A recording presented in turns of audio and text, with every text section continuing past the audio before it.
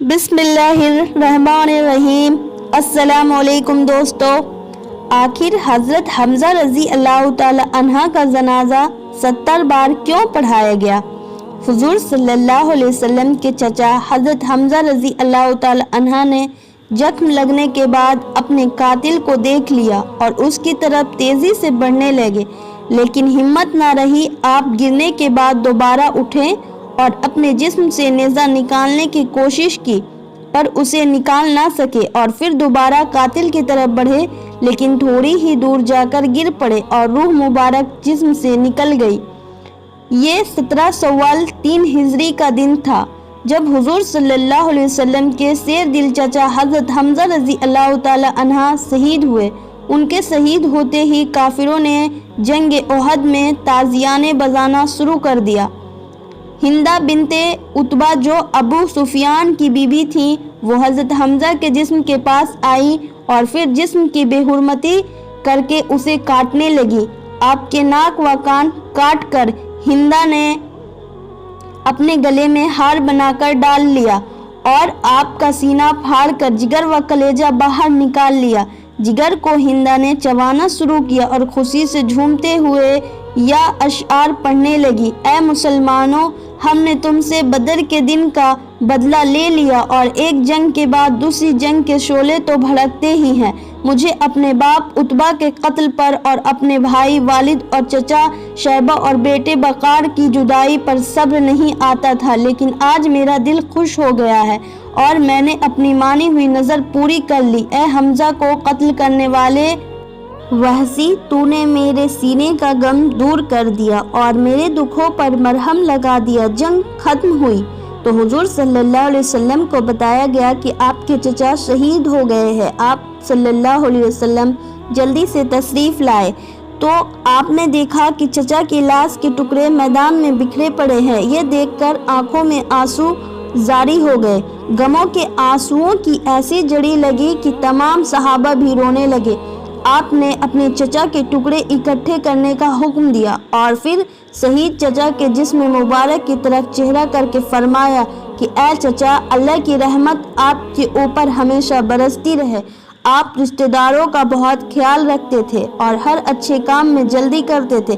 اگر مجھے آپ کی بہن صفیہ کا اتنا غم نہ ہوتا تو میں آپ کے جسم کے ٹکڑے یوں ہی میدان میں چھوڑ دیتا تاکہ انہیں پرندے کھا جائیں اور قیامت کے دن آپ انہی کے پیٹ سے اٹھائے جاؤ۔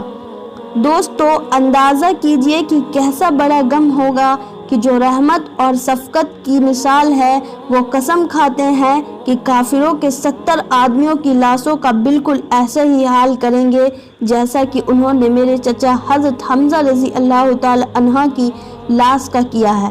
حضور صلی اللہ علیہ وسلم کے اس ارادے پر اللہ پاک نے وحی نازل فرمائی اور کہا کہ اے میرے نبی، اگر آپ سزا دو تو ویسی ہی سزا دو جیسے تمہیں تکلیف پہنچائی گئی، اور اگر تم صبر کرو تو بے شک صبر کرنے والوں کے لیے اچھا بدلہ ہے۔ امام ابن کثیر لکھتے ہیں کہ اس آیت کے نازل ہونے کے بعد حضور صلی اللہ علیہ وسلم نے اپنا ارادہ بدل دیا اور پھر قسم کا کفارہ ادا کیا۔ یہی نہیں بلکہ اپنے صحابہ اکرام کو بھی سختی سے منع کیا کہ کبھی بھی کسی کی لاش کے ٹکڑے نہ کیے جائے، یہاں تک کہ کسی کتے کی لاش کے ٹکڑے بھی کرنا جائز نہیں ہے۔ حضور صلی اللہ علیہ وسلم کا دل بہت ہی زیادہ غمگین تھا۔ اس موقع پر اللہ تعالیٰ نے آپ کی ہمت اور حوصلہ بڑھایا اور پھر حضور صلی اللہ علیہ وسلم نے فرمایا کہ مجھے ابھی جبرائیل علیہ السلام نے آ کر خوشخبری سنائی ہے کہ میرے چچا حضرت حمزہ کو 7ویں آسمان پر جنت الفردوس میں اللہ اور اس کے رسول کا شعر لکھ دیا گیا ہے۔ حضرت حمزہ رضی اللہ تعالی عنہ کی بہن حضرت صفیہ رضی اللہ تعالی عنہ نے جب جنگ کی خبر سنی تو وہ مدینہ سے جنگ احد کے مقام کی طرف روانہ ہوئی تو حضور صلی اللہ علیہ وسلم نے حضرت صفیہ کے بیٹے حضرت جبیر کو کہا، میری پھوپھی صفیہ کو جنگ کے میدان سے دور ہی رکھو اور ان کو مدینہ واپس لے جاؤ۔ کیونکہ اگر وہ اپنے بھائی حضرت حمزہ رضی اللہ تعالی عنہ کی لاش کو دیکھیں گی تو وہ یہ دکھ برداشت نہ کر پائیں گی۔ جب ان کے بیٹے نے اپنی ماں سے جا کر یہ سب کچھ کہا تو حضرت صفیہ نے جواب دیا کہ اے جبیر، حضور صلی اللہ علیہ وسلم سے کہہ دو کہ میں بھائی کے شہید ہونے کی خبر سن چکی ہوں۔ میں جانتی ہوں کہ اللہ کے یہاں سے قربانی بہت ہی مقبول ہے۔ میں جاہلیت کے طور طریقوں کو خوب جانتی ہوں۔ میں مشرکین کی طرح نوحہ نہیں کروں گی۔ یہ سن کر حضور صلی اللہ علیہ وسلم نے ان کو جنگ احد کے میدان میں آنے کی اجازت دے دی۔ جب انہوں نے اپنے بھائی حضرت حمزہ رضی اللہ تعالی عنہ کا جسم کے ٹکڑے دیکھے تو آنکھوں سے آنسوؤں کا دریا بہہ نکلا، لیکن بار بار حضرت صفیہ رضی اللہ تعالی عنہ کی زبان سے ان للہ و انا الیہ راجعون نکلتا جا رہا تھا۔ اس کے بعد حضرت صفیہ رضی اللہ تعالی عنہ نے اپنے دونوں ہاتھوں کو اٹھاتے ہوئے دعا کی کہ اے اللہ، یہ قربانی تیری راہ پر دی گئی ہے، تو ہی اس کو قبول فرمانے والا ہے۔ اس کے بعد حضور صلی اللہ علیہ وسلم نے اپنی پھوپھی کو حکم دیا کہ اے پھوپھی جان، آپ مدینہ میں ہی واپس چلی جائیں، تو حضرت صفیہ رضی اللہ تعالی عنہ مدینہ واپس آ گئی۔ اس کے بعد حضرت حمزہ رضی اللہ تعالی عنہ کے جسم کے ٹکڑے کو اکٹھا کر کے کفن پہنا کر جنازے کے لیے رکھ دیا گیا۔ حضرت صفیہ رضی اللہ تعالی عنہ نے اپنے بیٹے زبیر رضی اللہ تعالی عنہ کو میدان احد سے جاتے ہوئے 2 چادریں دی اور فرمایا کہ اپنے ماموں حضرت حمزہ کے جسم کو اس میں ڈھانپ دینا۔ حضرت زبیر رضی اللہ تعالی عنہ نے دیکھا کہ ایک انصاری صحابی شہید ہو گئے تھے اور ان کے جسم پر لباس نہ تھا، تو انہوں نے ایک چادر سے اپنے ماموں کو کفن دیا اور دوسری چادر سے ان انصاری صحابی کو کفن دیا۔